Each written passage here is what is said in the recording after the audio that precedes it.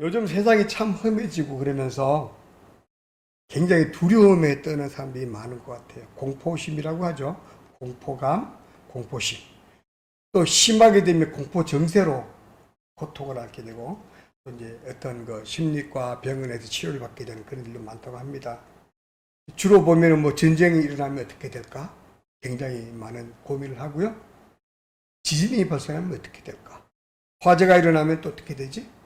내가 암이라도 걸리면 어떻게 될까? 오늘 혹시 교통사고로 당하면 어떻게 될지?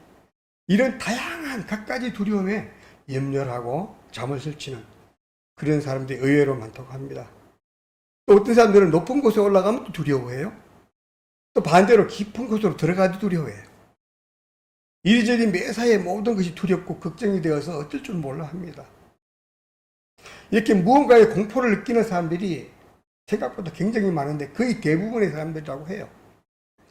이들은 자신이나 가족의 안전과 평안의 그런 삶을 위해서 보험을 들게 되죠. 또 보험을 드는 부분도 있겠지만 또 여러 가지로 사고를 미리 준비하는 그런 사람들도 있습니다. 요즘 또 한창 야당들은 일본의 오염수 방류를 염려하면서 난리를 치니까 많은 사람들이 또 어떻게 돼요? 천일염이 또 고갈될까봐 다 사들이고 난리가 났어요. 그런데 또 한편으로 과학자들은 뭐라 그래요? 전혀 염려할 필요가 없다 그러죠. 그런데도 불구하고 믿지 않습니다. 또 믿지 못하는 세상이 됐기 때문에 그래요. 어떨 때는 전쟁을 염려하면서 동네의 모든 마트마다 있는 모든 거 라면, 뭐 물, 음료수, 빵 하여튼 살 수 있는 게 다 사다가 재워 놓습니다. 사재기라고 하죠. 사재기. 라면 사재기, 음료수 사재기, 쌀 사재기, 물 사재기, 뭐 비상약품, 또 여러 가지 식품들 사재기 이런 것들로 그냥 동네 마트가 동인하는 그런 일이 가끔씩 있다고 해요. 이런 모습들을 보면서 사람들이 참 나약하구나, 어쩔 수가 없구나 하는 그런 생각을 하게 됩니다. 또 이런 사람도 있다고 그래요. 어떤 사람은 사고 날까 두려워서 바깥에 아예 나가지를 못한대요. 망할까 두려워서 사업도 못하고요. 또 낯선 사람들을 새롭게 만나기가 두려워서 데이트도 안 하고 결혼도 하기 싫대요. 새로 산 집이 또 어떻게 될지 몰라서 두려워서 이사도 가기 힘들어한대. 이런 정세들은 다 현대를 살아가는 사람들이면 누구나 느끼는 그런 정세라고 합니다. 사람은 누구나 이런 위험한 극적 상황, 아주 위험한 상황, 극적 상황에 직면하게 되면 긴장감이 아주 팽배해지고 이 긴장감이 커질 때 위기감을 느끼게 됩니다. 위기감이 내 몸을 지배하게 되고 나의 생각을 지배하게 될 때 두려움이 커지게 되고요. 이 두려움이 어때요? 내 마음을 지배하게 되면 그때부터 내 마음의 평정심을 잃게 되고 공포 정세를 앓게 됩니다. 이것이 병적 정세까지 확장된다는 겁니다.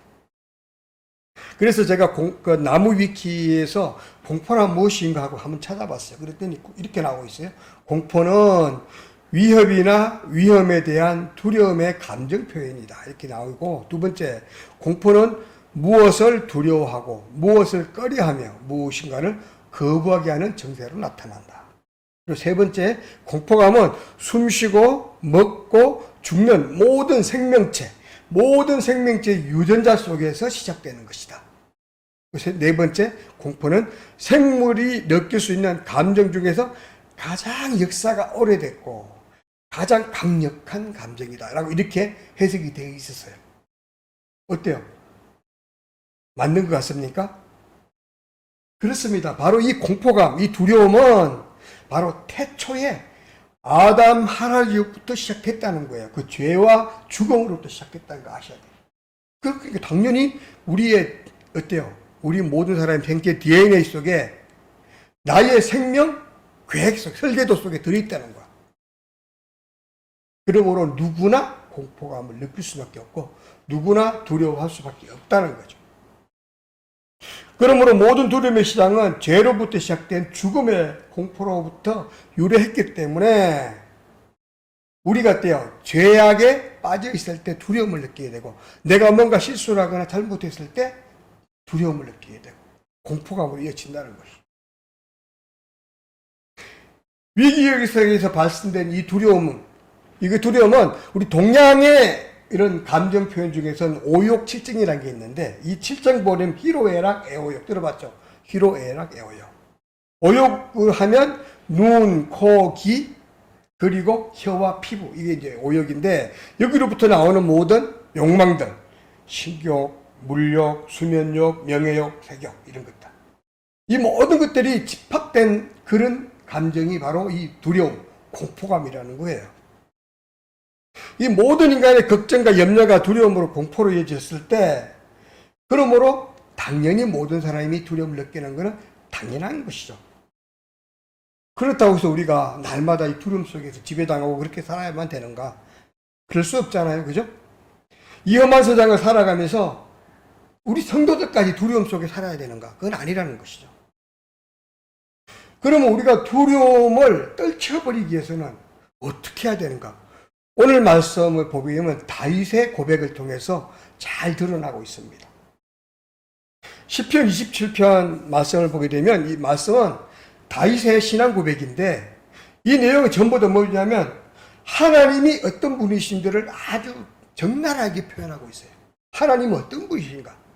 그래서 27장 1절을 보게 되면 여호와는 나의 빛이요 나의 구원이시니 내가 누구를 두려워하리요. 여호와는 내 생명의 능력이시니 내가 누구를 무서워하리요. 오늘 이 1절의 말씀 속에서 세 가지 답변을 찾을 수가 있는데, 그 첫 번째가 여호와는 나의 빛이라는 거예요. 빛. 이 빛이라는 게 뭡니까? 빛은 어둠을 밝히는 거죠. 빛은 어둠을 밝히는 겁니다. 어둠 속에서 아무것도 볼 수 없고, 어둠 속에서는 어떤 것도 명확한 게 없기 때문에 두려움이 뜰 수밖에 없는데, 이런 상황에서 바로 빛이신 하나님의 놀라운 능력을 인해서 우리가 두려워하지 않을 수 있다는 것입니다. 두 번째 소개하고 있는 말씀은 하나님은 여호와는 나의 구원이시니 이 구원을 통해서 내가 죽음에서 구원받을 수 있다는 것이고, 그리고 마지막으로 능력이라고 했죠. 성령의 능력이니, 그래서 내가 무엇이든지 할 수 있는 능력을 가졌기 때문에 두려우면서 해결될 수 있다는 것입니다. 이렇게 두려움은 마음을 약하게 하고 평안을 빼앗아가며 불안을 가져시켜주기 때문에 우리의 믿음까지도 무너뜨리는 그런 놀라운 존재인데, 다윗의 신앙 고백을 통해서 그러한 가운데서도 나는 두려워하지 않는다는 거죠. 절대 두려워하지 않는 이유는 여호와께서 나와 함께 계시고 그 여호와께서 나를 구원하시는 하나님이시며, 여호와께서 나의 어둠 속에 나의 죄악 가운데 살아가는 삶을 바로 빛 대신 소망으로 나를 이끌어 주시기 때문에 두려워하지 않을 수 있다는 것입니다. 그래서 이제 무엇이 그렇게 두려워하지 않을 수 있는가를 세 가지로 나눠볼 수 있다고 그랬는데, 구체적으로 한번 공유해 보면, 첫 번째, 다윗이 두려워하지 않고 오히려 찬송할 수 있었던 첫 번째 이유는 하나님께서 다윗의 소망이 되셨기 때문이라는 것입니다. 본문 1절에서 여호와는 나의 빛이요 나의 구원이시니 내가 누구를 두려워할까? 여호와는 내 생명의 능력이시니 내가 누구를 무서워할까? 라고 말하고 있습니다. 여기서 빛된 하나님, 빛이신 하나님은 소망이신 하나님이라고 해석할 수 있다고 그랬죠. 다윗은 자신을 죽이겠다고 끝까지 따라다니고 있는 사울 왕의 그런 군인들, 그들이 나를 이제 완전히 가까이 둘러치고 아주 감싸고 나를 이제 추적해 오고 있는데, 그 가운데서도 놀랍게 하나님께 기도하면서 하나님 감사합니다. 내가 주님을 찬양합니다. 그리고 이제는 나를 두려울 것이 없는 것이 하나님이 나와 함께 하시기 때문에, 하나님이 나를 도와주시기 때문에, 하나님이 빛 대신 하나님께서 나의 장래를 보여주시기 때문에 내가 두려워하지 않을 수 있습니다. 라고 고백하고 있다는 것이죠. 바로 이런 상황에서 다윗이 막막한 절망 가운데서 다윗이 하나님께 두렵지 않다라고 고백했던 것처럼, 우리가 하나님과 가까이 살아갈 때 소망 되신 하나님, 빛 되신 하나님을 모시고 살아갈 때 우리 또한 두려움에 우리가 어때요? 그 속에서 우리가 헤어나지 않는 그런 아주 불쌍한 상황에서 살지 않고 담대하게 주님을 찬양하며 경배하며 주님을 이렇게 우리가 하나님으로 섬기는 그런 자세로 살아갈 수 있다는 것입니다. 두려움이 사라진 다윗에게 소망이 생길 수밖에 없었습니다. 소망의 빛을 발견한 다윗에게 이제 더 이상의 두려움은 필요가 없는 것이죠. 어떤 것도 다윗을 두려워 떨도록 하지 않았습니다. 이렇게 절망 중에 다윗은 하나님을 바라볼 수 있었고, 그 주님을 바라볼 때 소망이신 하나님을 발견할 수 있었고, 그로 인하여 생기가 솟아나고 밝은 빛을 향해 나아갈 수 있는 다윗이 될 수 있었다는 것입니다. 그래서 다윗은 주님이 나의 빛이시고 소망이시고 승리의 노래를 그렇게 당당히 부르면서 나아갈 수 있었다는 것입니다. 다윗은 모든 상황 속에서 함께 하신 하나님, 내 소망이시고 구원하신 그런 구원 되신 하나님을 의지하여 이제 결코 두려워하지 않는다고 고백할 수 있었다는 것입니다. 그렇습니다. 우리가 환난 가운데 두려워하지 않았던 다윗처럼 우리 또한 눈동자처럼 우리를 지켜주시는 그 하나님만 바라보며 그 하나님을 의지하며 그 하나님이 나의 빛 되신 하나님이시오 소망 되신 하나님이심을 우리가 발견하고 나아갈 때 우리 또한 주님을 찬양할 수 있다는 것입니다. 어떠한 두려움 속에서도 헤어나갈 수 있다는 것입니다. 이제 두 번째 다윗이 두려워하지 않을 수 있었던 이유는, 그리고 오히려 두려워하지 않는 것뿐만 아니라 오히려 주님 그 가운데서 찬양할 수 있었던 이유는 하나님께서 우리의 구원자이시라는 것을 분명히 알았기 때문입니다. 유명한 평신도 부흥사, 미국의 부흥사죠. D.L. 무디가 있습니다. 아마 많이 들어보셨을 겁니다. 이 무디가 어느 날 주일날 설교를 하기 위해 성전문을 들어서고 있는데, 교회 예배 안내자들이 뭐 집사님이나 장로님들 이렇게 되시겠죠. 그분들이 성전에 들어가려고 하는 남루한 젊은 거지, 소년 거지를 보고 못 들어가게 막 이렇게 차단을 하고 막으면서 실갱이를 벌이고 있었어요.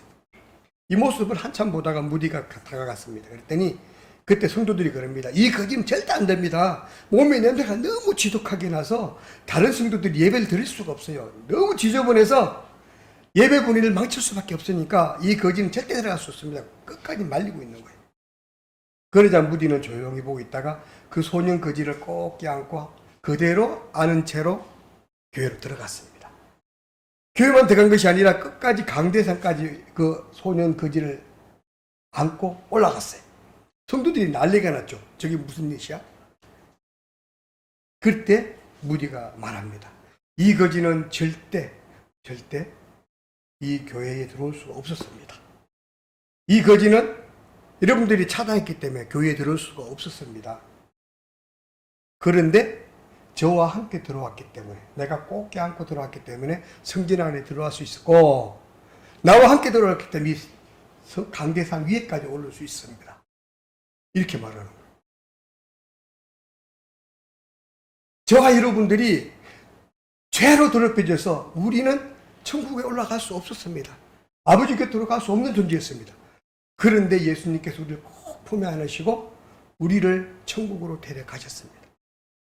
그래서 이제는 하나님 보좌 앞에 우리가 함께 할 수 있게 됐습니다. 그렇다면 예수 그리스도 십자가의 보혈로 구원받은 우리와 저 젊은 소년 거지와 무엇이 다를까요? 이렇게 말합니다. 이때 성도들이 깨닫게 됩니다. 아, 그리스도의 구원의 은혜가 바로 이런 거구나. 그날 많은 성도들이 은혜를 받고 그날 예배를 통해서 새 힘을 얻고 돌아갔다고 합니다. 오늘 본문의 말씀 있죠. 여호와는 나의 빛이요 나의 구원이시니 내가 누구를 두려하리. 이 고백을 할 수 있던 다윗은 하나님의 구원을 수없이 경험했던 사람이에요. 어릴 때부터 목동으로 양을 치면서 그 어두 깜깜한 밤 산속 깊은 곳에서 늑대떼라든가 이리떼 이런 짐승떼들이 공격해 올 때 혼자 그 소년 다윗이 어떻게 감당했겠습니까? 이럴 때 하나님의 도우심을 항상 경험했다는 것이죠. 기도할 때마다 나 도와주셨던 하나님, 순간순간 나를 위기에서 구해주셨던 하나님, 그 하나님을 경험으로 알았기 때문에 다윗은 이 순간에도 찬양할 수 있었다는 거예요. 나를 구원하실 하나님이 나와 함께 계시기 때문에 어떤 상황 가운데서도 난 두려워하지 않고 찬양할 수 있고, 어떤 가운데서도 주님께 맡기기만 하면 안전할 수 있다는 걸 믿었기 때문에 이 다윗은 담대할 수 있다는 것입니다. 이처럼 다윗처럼 우리를 구원해 줄 하나님을 확실히 우리가 믿는다면 우리 또한 두려워하지 않고 평안을 누릴 수가 있습니다. 하나님은 우리에게도 구원의 손길을 펴시고 어떤 상황에도 지켜주시고 보호해 주십니다. 절박한 상황에서도 구원의 역사를 베풀어 주실 것이기 때문에 우리의 모든 걱정과 두려움이 사라질 수가 있습니다. 오히려 담대함으로 용기가 충만하여 승리의 노래를 부를 수 있게 될 것입니다. 그렇습니다. 아무리 흉악한 대적들이 나를 죽이겠다요, 그 사방에서 에워싼다 할지라도 내가 결코 두려워하지 않을 수 있는 것은 나를 구원해 주실 하나님 나와 함께 계시기 때문에 절대 결코 두려워하지 않을 수 있다는 것입니다. 이제 세 번째, 다윗이 두려워하지 않았던 세 번째 이유입니다.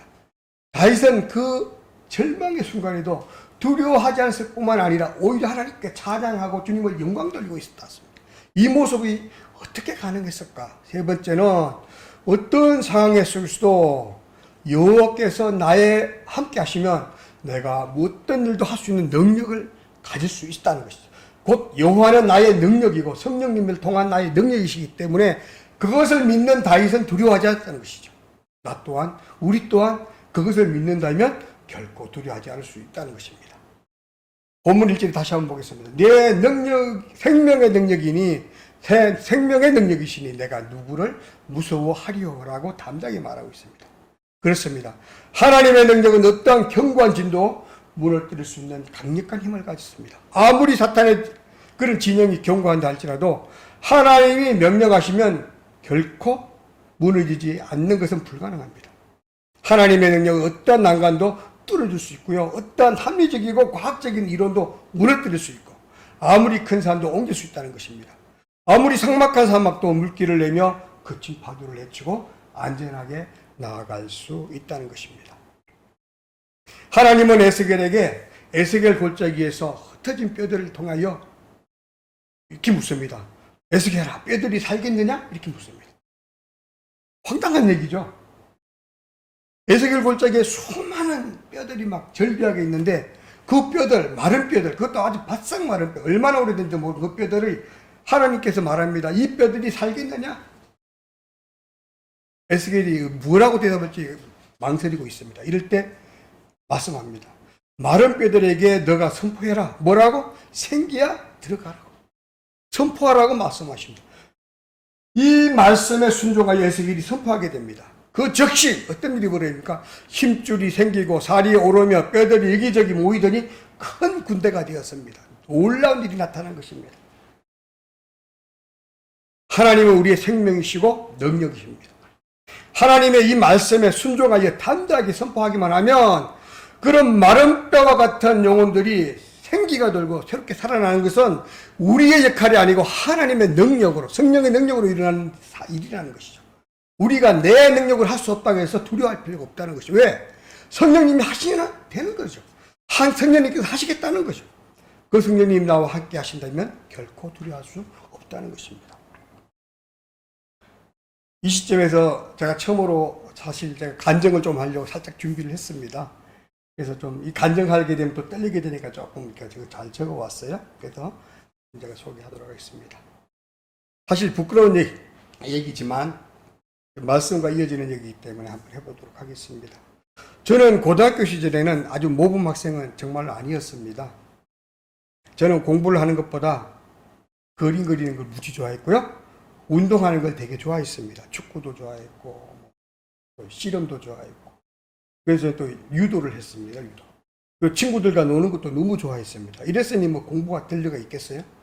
그래서 저는 점심시간만 되면 바로 어디로 갔냐면 미술부로 올라갔어요. 우리 본관 건물 옥상에 미술부가 있었는데 거기로 올라가서 그림을 그리기 시작합니다. 수채화를 그리는데 오후 내내 수업을 더 가지 않고 그림만 그려요. 그때는 그게 허용이 됐어요. 미대생이다 그러면, 미대 지망생이다 그러면 오후 수업 이후부터는 자기 시험 공부를 하도록 하기 위해서 그림을 그리는 걸 허용을 했어요. 그리고 출석으로 인정을 해줬습니다. 그러니까 저는 그게 또 절반절반 공부도 하기 싫었고 그림도 그리 좋아했고 실제는 미래도 갈 거고 그래서 정말 점심 먹자마자 미술부 가서 그림 그리는데 놀랍게도 우리 미술부 인원들이 한 20, 30명 되는데 저 혼자만 그림을 그렸어요. 딴 데는 다 어디 가고 없어요. 어디 갈게요? 미술학원 갔어요, 다들. 다들 미술학원 가서 입시를 준비하는데 저는 가난했기 때문에 그런 돈도 없었고 혼자서 미술 그림을 그렸습니다. 정말 열심히 그렸는데 쉽지가 않더라고요. 가끔씩 그 미술 선생님이 가끔 올라와서 가르쳐 주겠다 그랬는데 한 번도 안 올랐어요. 뭐라고 그러냐? 내려 선배들이 가끔씩 와서 너나 가르치면 다 달라요. 이 선배는 이렇게 해라, 저 선배는 저렇게 해라. 뭐 헷갈려서 할 수가 없어요. 그런 상황에서 저는 입시 공부를 했습니다.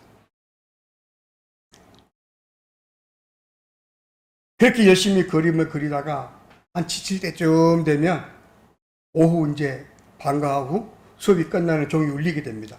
그러면 이제 교실로 가서 담임선생님으로 이제 그 종례를 하고 이제 집에를 다 가게 되죠. 근데 저는 집으로 안 가고 또 어디를 가냐면 유도부로 갔어요. 오후 수업이 끝나면 유도부로 가서 밤 10시 반까지 유도를 했습니다. 그러니 뭐 공부가 되겠습니까? 거기다 유도부는 몰배도 많이 맞고 운동도 심하게 해서 지쳐서 공부를 할 수가 없어요. 그러다 보니까 자연스럽게 성적도 떨어지고 공부 더욱더 하기 싫어지고 그렇게 됐습니다. 그래서 의용부영 졸업하고 고등학교를 졸업하고 대학을 갔는데 어떤 대학으로 갔을까요? 제 꿈은 정말 야무졌습니다. 요 가까운 데 있는 대학 미술 회화과를 제가 시험을 3수까지 쳤습니다. 3수까지. 한 학과에 17명이 전교생이에요. 국립대는 원래 그래요. 여기 아주 뭐 학생이 많은 게 중요한 게 아니니까. 한 과에 17명을 뽑는 학과를 혼자서 학원도 한 번 안 가보고 했으니 뭐 붙을 수가 없죠. 그때는 제가 그래도 붙을 줄 알았어요. 왜냐하면 우리 학교에서는 잘 그린다고 소문이 났었거든요. 학교 내에서, 고등학교 내에서는 잘 그린다 소문 났으니까 착각을 한 거예요. 착각. 충분히 될 거다. 근데 해도 안 되더라고. 결국은 어디 나왔냐? 저쪽에 전문대학 나왔습니다, 제가. 그러니까 뭐 인생 희망도 없고 재미도 없고 그래서 대충 했다가 군대 갔어요. 이 떨어진 거 너무 당연한 거죠. 요즘 뭐 얼마나 치열하게 공부합니까? 그죠? 입시만 가지고 집중적으로 하는데 제 혼자서 그렇게 그려서 절대 불가능했던 걸 했던 것이죠. 군대 생활하면서 저는 참 군대 생활은 잘 적응했던 것 같아요. 모 사단 사령부 작전처에서 서기목으로 군 생활을 했는데 이게 전 사단에 한 명밖에 없는 그런 보직이었습니다. 사단장님이 외부에 오는 VIP들을 이렇게 접대하면서 브리핑, 부대 상황 현황을 브리핑하는 그 브리퍼를 만드는 일이었어요. 자꾸 이제 자판으로 글씨를 그런 거였는데 그러다 보니까 뭐 절대 훈련 전부 다 빼주고 열애고 보초 열애고 아예 그냥 다른 병력과 같이 잠도 안 잤어요. 따로 특별히 이제 방에 룸이 있었습니다. 그래서 타자병이랑 저랑 둘만 특별 방에서 그렇게 생활을 했습니다. 그래서 한참 하다가 생활하는데 어느 날 본부대 이 선임 그 상사가 질투를 한 거죠. 저러면 쫓다고 말도 안 듣고 왜 자기 사에 들어오지 않는다고. 그래서 어느 날 불러서 갔죠. 둘이 갔는데 밤새도록 벌을 세우고 구타를 하는데 아주 고생을 했습니다. 그리고 새벽에 뭘 시키냐면 보초를 가서 설해는 거예요. 그래서 둘이서 이제 다른 곳으로 나는 이쪽으로 그 친구는 저쪽으로 해서 깊은 산에 이제 초소에 가서 이제 보초를 쓰는데 처음으로 총을 들어봤고 처음으로 보초를 쏘았어요. 군대 가서. 왜냐하면 가자마자 사단 작전처 가서 행정병일을 했기 때문에 총도 없었어요. 그런데 그날 처음으로 총을 들고 보초를 쏘는데 지금 생각하면 참 좋았던 시간. 정말 좋았다. 그게 아니면 군대 얘기를 할 기회가 없는 거예요. 아무것도 할 게 없어요.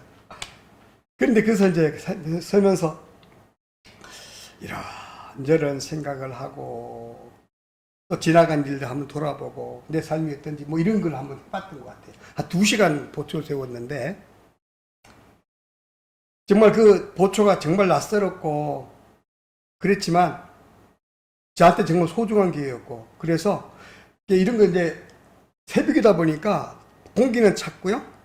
살같이 찬바람이 막 스치는데 선뜻 이렇게 졸음 살짝 오고 뭐 그런 상황에서 이렇게 서 있는데 소나무가 아주 그냥 울창하고요. 소나무 이렇게 사이로 잎 사이로 구름이 이렇게 쫙 흘러가는데 그 구름이 보름달을 이렇게 감췄다가 나왔다 이런 게 이렇게 계속 반복이 되니까 그 느낌이 정말 묘하더라고요. 정말. 그래서 그걸 보고 있다 보니 갑자기 이 생각이 드는 거예요. 아, 이 시간이면 우리 엄마가 새벽 기도 갈 시간인데 새벽 기도 가시면서 저 달을 보시겠다. 내가 저 달을 보고 있는데 엄마도 이 시간에 저 달을 보시겠다. 그 생각이 갑자기 나면서 울적해진 기분에 이제 엄마 어릴 때, 제가 어릴 때 옛날 과거 생각들을 하기 시작했어요.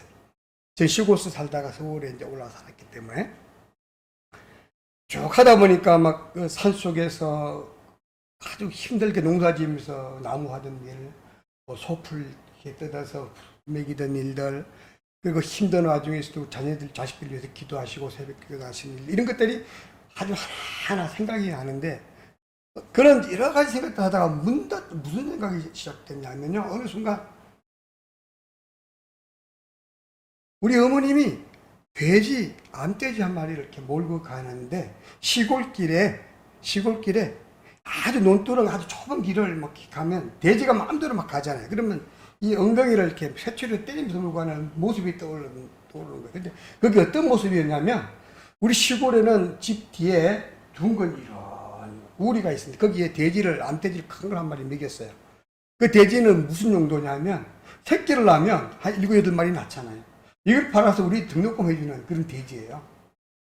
그러니까 그 1년에 한 번씩 놓는데 이게 이제 발전기가 되면 우리 어머니가 이 돼지를 몰고 이웃 동네 한 1km 정도 넘어가 떨어진 이웃 동네까지 그 숫돼지가 있는 데까지 데리고 가는 거야. 근데 어떻게 방법이 없으니까 이렇게 엉덩이를 때리며 가는 거야. 그럼 얘가 막 이리 가면 이리 때리고 이리 가면 때리면 결국에는 갔다 오더라고요. 결국에는 힘들게 가지만. 그런데 그 모습이 아주 강렬하게 들어오면서 어느 순간 그 돼지가 나라는 생각이 드는 거예요. 그 돼지가 나였다는 생각이 들어요. 그러면서 막 몰고 가는 그 어머니의 모습이 하나님 같다라는 그 느낌을 받았어요. 느낌에. 제 생각 속에. 그게 너무 강하게 온 거예요. 그러면서 망치로 내 머리를 때리는 듯한 아주 강력한 그런 충격을 받았어요. 아, 내가 저거였구나. 정말 난 열심히 살아왔고 내 마음대로 최선을 다해서 당당하게 살아왔고 뭐 운동도 많이 했고 그림도 열심히 그리고 하여튼 뭐 할 거 다 했잖아. 살아왔는데 왜 내 인생이 안 풀릴까? 난 그런 생각을 하고 살아왔는데 그 순간 깨달았어요. 아, 내가 삶을 잘못 살았구나. 하나님이 나에게 숨어놓은 나의 삶의 계획은 따로 있는데 난 딴 길을 갔던 거야.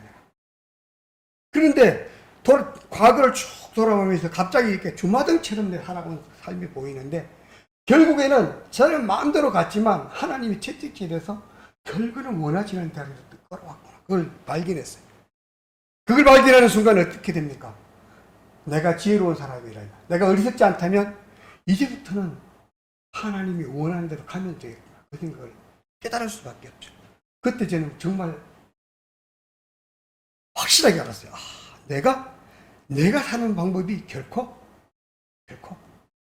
옳은 길이 아니었구나. 하나님이 원하는 길을 따르고 있었는데 왜 내 마음대로 살아왔을까? 지금부터는 하나님이 원하는 길을 한번 따라가보자.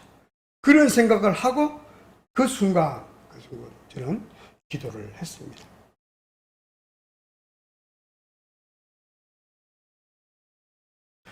하나님 감사합니다. 그 자리에 바로 무릎 꿇고 앉아서 이렇게 바로 기도했던 거예요. 제 이름까지 하시는 세밀하신 하나님께 저에게 새로운 할 일을 준비하고 계신 줄 믿습니다. 저를 통해 기대하시는 하나님의 뜻이 무엇인지 저는 알 수 없습니다. 그러나 하나님이 나에게 계획해 놓으셨던 그 길을 하나님이 가라 하시면 기꺼이 따라가겠습니다. 제 앞에 어떤 길이 펼쳐질지 저는 아무것도 알 수 없습니다. 하지만 주님이 원하시는 길을 이제부터는 거부하지 않고 순종할 수 있도록 주님께서 채찍질하여 주옵소서. 이렇게 기도했던 거예요. 그때 당시 어떤 당시였냐면 IMF 위기에서 많은 기업이 무너지고 많은 사람이 고통받고 이랬을 때 했던 기도예요. 자, 이렇게 주님을 나의 구주로 딱 모시는 순간 내 삶이 바뀌었던 거예요. 저는 그 이후에 저는 어떻게 됐습니까? 군 제대하고 나서 제대하자마자 다시 대학을 갔어요. 제 꿈이 생겼기 때문에. 그때부터 다시 공부를 해서 지금의 위치까지 왔는데 그 결과가 어떻게 습니까? 지금 제가 박사죠. 대학 교수가 됐잖아요. 그리고 이제 교회 목사가 돼 있습니다. 그죠? 현직 목사이고 현직 교수이죠. 이것이 어떻게 가능했을까? 과거의 삶을 보면 도저히 현재 삶과 비교가 안 되는, 매칭이 안 되는 삶인데 이것이 가능했던 것이 무엇이냐? 내 삶을 주님께 맡겼더니 완전히 다른 삶으로 바꿨다는 것이죠. 인생의 변화를 내가 변하고 싶어서 변하는 것이 아니라, 내가 가고 싶어서 가는 것이 아니라, 내가 만들고 싶어서 만드는 것이 아니라 그냥 맡겼더니 하나님, 이제는 제가 어쩔 수 없어서 그냥 제 삶을 다 맡기겠습니다. 하나님이 가라면 가고 가지 말라면 안 가고 이런 자세로 바뀌었더니 그 다음부터는 신기하게 하는 것마다 오케이, 성공이에요. 그리고 놀라운 거는 내가 실력이 안 되면 하나님이 어떻게 해서라도 가르쳐 주시는 거야. 저는 사실 믿지 않았어요. 저는 그제 뭘 믿지 않았냐면, 정말 바다가 갈라진다? 물이 변해서 풀어주가 된다? 와, 그거는 재미있는 이야기겠지. 스토리텔링일 거야. 설명하기 위해서. 그랬는데 이제는 그건 믿어요. 제가 그날 그 하나님과의 만남, 생각 속에서 엄마의 모습, 돼지의 모습을 만난 그 만남을 통해서 저는 완전히 바뀌었고요. 지금까지 살아오면서 단 한 번도 하나님이 해 그래서 안 한 적이 없어요. 망할지라도 해야 돼요. 왜 그러냐면 하다가 아니면 돌아서면 돼요. 하나님이 아니라면 채찍질 할 거니까.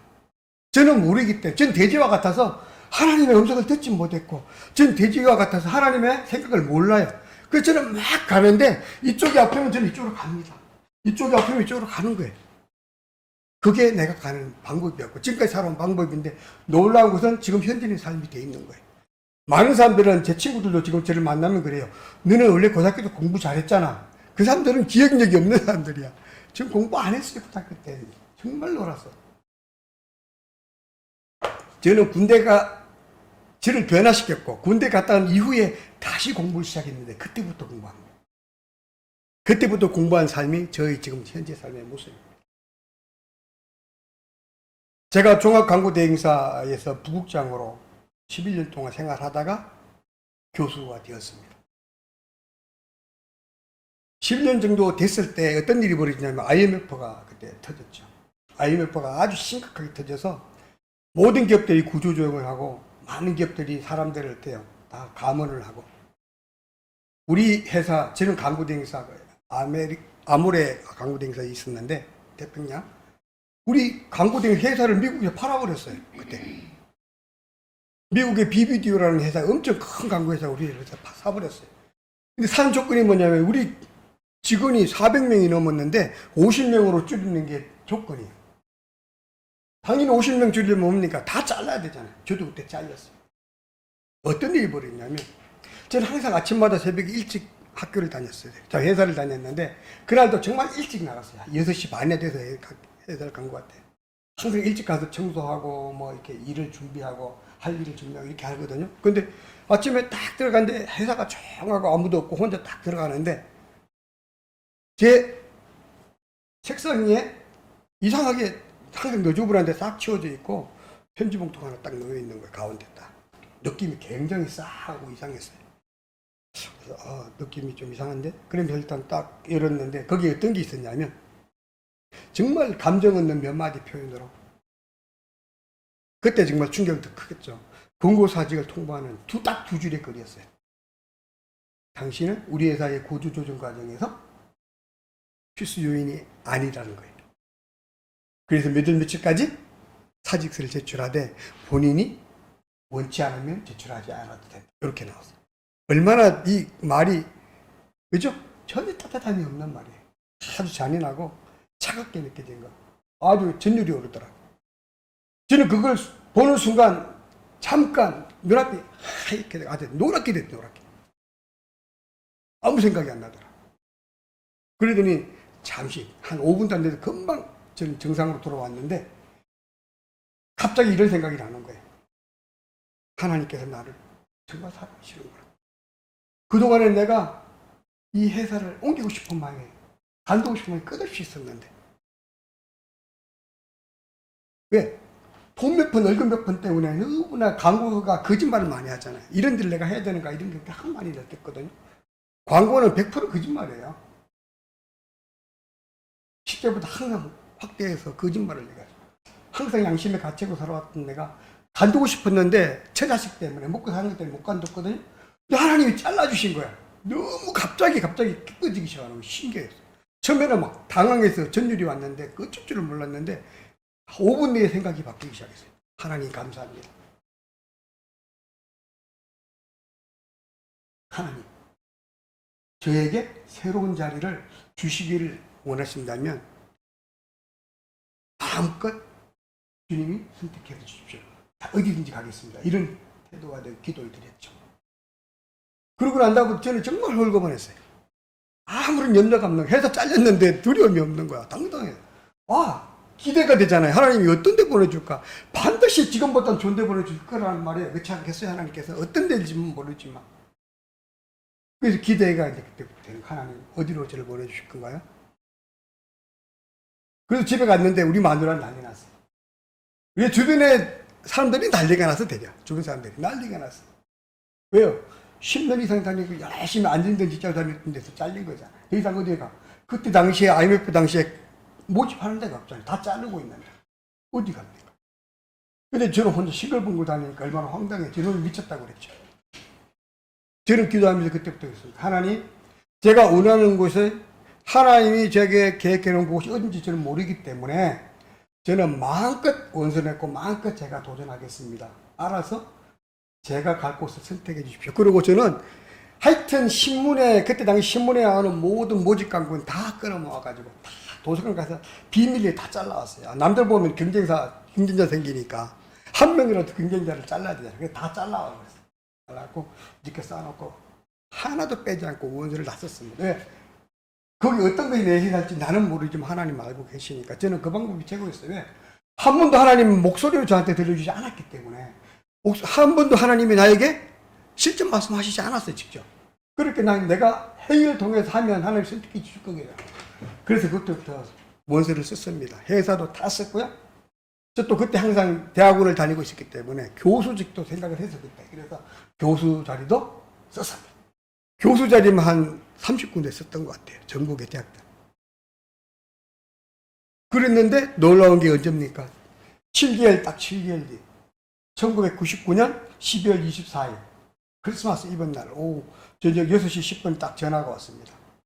축하합니다 교수님 이렇게 말하는 거예요. 깜짝 놀랐어요. 축하합니다 교수님. 예? 무슨 얘기지? 저희 학교 합격하셨습니다. 최종 합격하셨습니다. 정년 트랙 호봉 교수로 합격했습니다. 모두가 원하는 최고 위치죠. 호봉 교수는 자를 수도 없잖아요. 그냥 끝까지 가는 거예요. 그게 된 거예요. 근데 그때 당시에 저는 석사도 아니었고 학사였어요. 아직 석사 학위도 없습니다. 이런 저를 대학의 정년 트랙에 호봉 교수로 합격을 시켜주세요. 그게 누가 했을까요? 하나님이 하신 거예요. 그런데 놀라운 사실은 나중에 제가 한 달 뒤에 기획실에 갔는데 저한테 그래요. 교수님 이상해요. 사진 좀 갖고 오세요. 그래서 갔더니 제가 냈던 이력서에 제 사진이 안 붙은 거예요. 그게 말이 됩니까? 그게 제가 수많은 대학에 원서를 냈지만 그게 사진 안 붙인 적이 없었는데 거기에 사진이 묻는 거예요. 안 붙인 거야. 하도 많이 넣다 보니까 하루에 막 2-3군데 넣었으니까 사진을 안 붙였는데 그게 간 거예요. 근데 거기서 제가 교수를 합격이 된 게 그 학교에서. 이게 말이 됩니까? 그 학교가 ISO 9000 인증학교예요. 행정을 가장 따지는 학교고요. 철저하게 따지는. 그때 이사장이 누구냐면 민족사관고등학교 교장 출신이에요. 뭐든지 FM이에요. 그냥. 복장도 철저하게 따지는 그 학교에서 이력서에 사진 다 붙인 데를 교수로 합격을 시킨 거예요. 그것도 똑똑한 다른 교수들 다 떨어뜨리고. 저와 경쟁했던, 마지막까지 경쟁했던 사람 중에 하나는 그 교회, 그 학교 겸임으로 강의를 하던 교수가 있었는데 그 교수도 나가 이기고 제가 된 거예요, 마지막. 그 사실을 안 이후에 저는 지금까지 이해할 수 없어요. 어떻게 그게 됐을까? 제 생각에 그게 예수님 사진이 딱 있었을까? 뭐 이런 제 생각의 생각? 사실이 아니고 저는 제 생각에 아니면 어떻게 그게 가능했을까? 그렇게 철저한 학교에서 모든 건 FM이고, 저는 한 번도 양복을 안 입은 적이 없는 그런 학교에서 이렇게 사진도 안 붙인 사람은 왜 교수를 합격시키냐는 거예요. 그리고 거기 놀라운 거는 그 학교는 관상적이게 2명이서 좀 관장을 본대요. 우리 교수 채용할 때. 그런 상황에서 제가 교수가 된 거예요. 그것도 호봉 교수가. 지금도 알 수가 없지만 하나님은 아시겠죠. 그죠? 어떻게 됐는지. 이게 바로 하나님의 이런 역사로 생각해요. 그래서 그 이후에 저는 항상 그랬습니다. 하나님은 과학도 필요 없어요. 수학도 필요 없어요. 모든 자연의 원리도 필요 없어요. 왜냐하면 그 자체가 하나님이 만드신 세상이고, 모든 원리가 하나님이 세우신 원리예요. 그러니까 우리가 과학적인 근거로 하나님의 존재를 따진다는 것 자체가 바보라는 거죠. 말이 안 된다는 거예요. 하나님은 바로 모든 것을 초월한 전능자고 능력자이기 때문에 천지를 만드신 분이고, 우리를 어때요? 우리 삶을 인도해 주시는, 나와 함께 계시는 그 전능자이시기 때문에 우리의 사고와 우리의 상식과 우리의 과학적인 머리로 이해할 수 없는 그 세계가 하나님의 세계라는 거죠. 저는 어느 날 고등학교 때 그 얘기를 들은 적이 있어요. 원종수 권사가 고등학교 때 어느 날 뜨겁게 시골에서 강원도에서 교도를 하다가 어느 순간 하나님을 만났는데 눈이 떠지고 자기가 봤던 모든 책이 머릿속에서 그냥 책장이 기억이 나서 다 넘기면서 시험을 봤다. 그래서 서울대 수석으로 합격을 했다. 그 말을 듣고 이게 말이 돼? 근데 진짜는 저 그거 이해합니다. 왜? 하나님은 하실 수 있어요.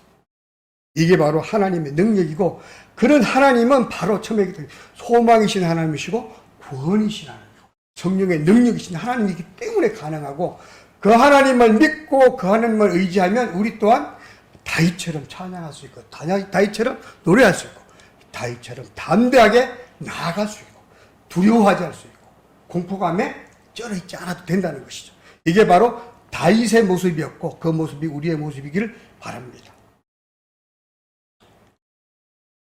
보잘것없는 사소한 것들에 사로잡혀 두려워하는 사람들이 참 많은 것 같아요, 요즘. 정말 별것 아닌 것들에 두려워하여 의기소침한 그런 삶을 살아가는 사람이 너무 많은 것 같아요.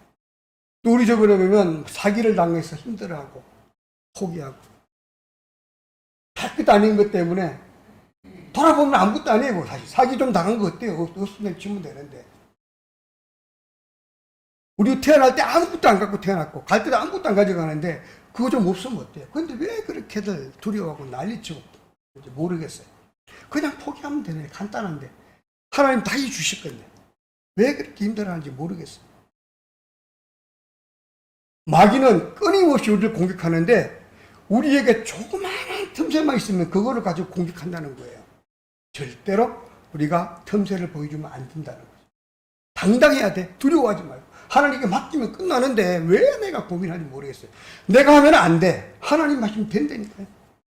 내가 하면 안 되는데 하나님 하시면 분명히 된다는 거예요. 하나님 시키니까 마른 뼈들이 생기가 들고 마주쳐서 분대가 됐다고 그랬잖아요. 나는 안 돼. 마찬가지일 수도. 에스겔도 두려워서 안 될 줄 알았죠. 하나님이 시킨 대로 했더니 그렇게 됐잖아요. 명령에 순종하면 되는 거예요. 그런데 순종하지 않고 두려워하고 있다는 거예요. 그게 바로 우리의 모습이라는 거예요. 다윗처럼 하나님을 믿고 의지하며 두려움을 극복하길 바라요. 지금 우리에게 필요한 것은 하나님을 향한 확실한 믿음. 정말 확실합니다.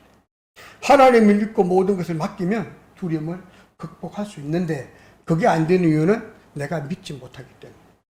저도 하나님을 믿지 못할 때는 그렇게 살아왔어요. 그런데 정말 그날 그 이후로